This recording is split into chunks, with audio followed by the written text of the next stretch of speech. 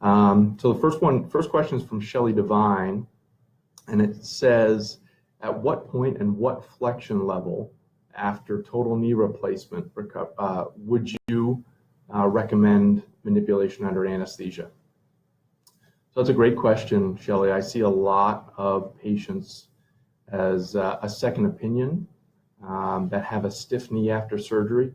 For those who aren't aware, stiffness after total knee replacement is a common complication. It does happen to a fair number of patients.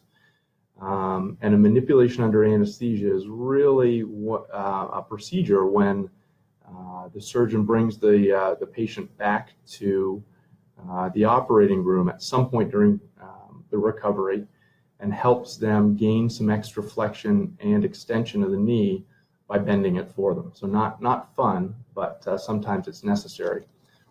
What I usually tell people is that for the first 6 weeks to 8 weeks, they're continually gaining flexion on a daily basis through pretty aggressive rehabilitation. And then from anywhere from 6 to 12 weeks, that range of motion after surgery starts to plateau. And then after 12 weeks, there's a fairly hard stop as to how much range of motion that you're going to get after that 12-week interval without some additional help besides just physical therapy. So in short, Shelley, less than 6 weeks, I never recommend a manipulation because I still think that you are gaining range of motion on a daily basis with aggressive physical therapy. And then from 6 to 12 weeks, it's a little bit of a gray area depending on your surgeon and what your flexion level is.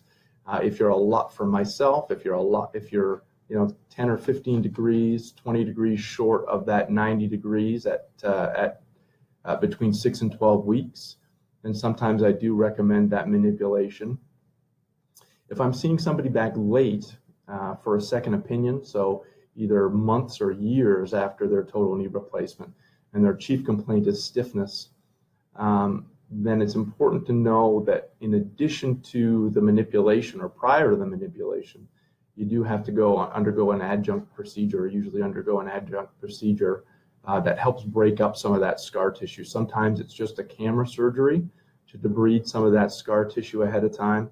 And sometimes it's a more extensive procedure where we actually open the knee back up and debride the tissue much more extensively.